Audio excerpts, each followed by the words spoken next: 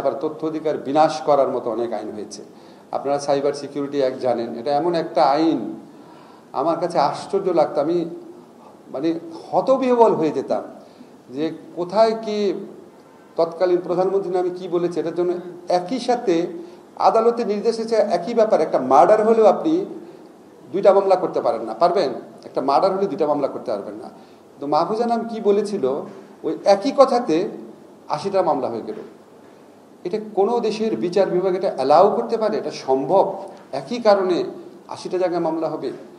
আবার যিনি আক্রান্ত হয়েছেন বলা হচ্ছে, যার মানহানি হয়েছে, উনি মামলা করছেন না।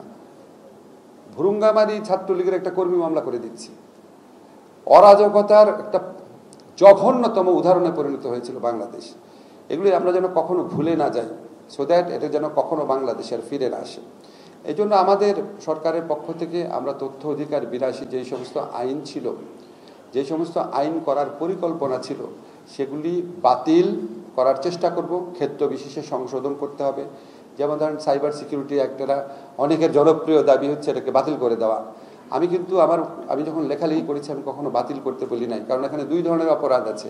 একটা হচ্ছে কম্পিউটার অফেন্স, একটা হচ্ছে স্পিচ অফেন্স।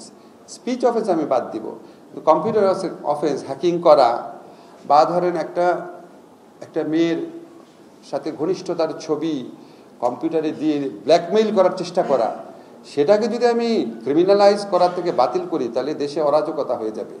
ফলে আমরা এই কিছু কিছু ক্ষেত্রে আইন সংশোধন করব এবং বিগত ফ্যাসিস্ট সরকার আমলে যে সমস্ত আইন করার চেষ্টা করা হয়েছিল বা একদম নিয়ার কমপ্লিশন স্টেজে ছিল, সেগুলি বাতিল করার চেষ্টা করব, খুব অচিরেই করব। আপনাদের একটা যদি বলে দেই যে আপনারা সংস্কার কমিশন হবে, বিভিন্ন বিষয়ে সংস্কার কমিশন রিপোর্ট দিবে। আমরা কিন্তু এই জন্য বসে থাকবো না। যে সমস্ত ক্ষেত্রে এখনই সংস্কার সম্ভব সেই সমস্ত ক্ষেত্রে আমরা আগেই করে ফেলবো। যেমন ধরেন সাইবার সিকিউরিটি অ্যাক্ট তথ্য কমিশন যদি একটা হয়, কমিশন 3 মাস পর রিপোর্ট দেবে, সেটা আবার পলিটিক্যাল পার্টির সাথে কনসালটেশন হবে, তারপরে সিদ্ধান্ত হবে। এই 6 মাস 9 মাসের প্রক্রিয়া যাওয়ার দরকার নাই। কিছু ক্ষেত্রে আমাদের সমাজে ইতিমধ্যে ঐক্যমত্য প্রতিষ্ঠিত হয়েছে যে সাইবার সিকিউরিটি একটা থরো একটা অ্যামেন্ডমেন্ট দরকার, রিফর্ম দরকার।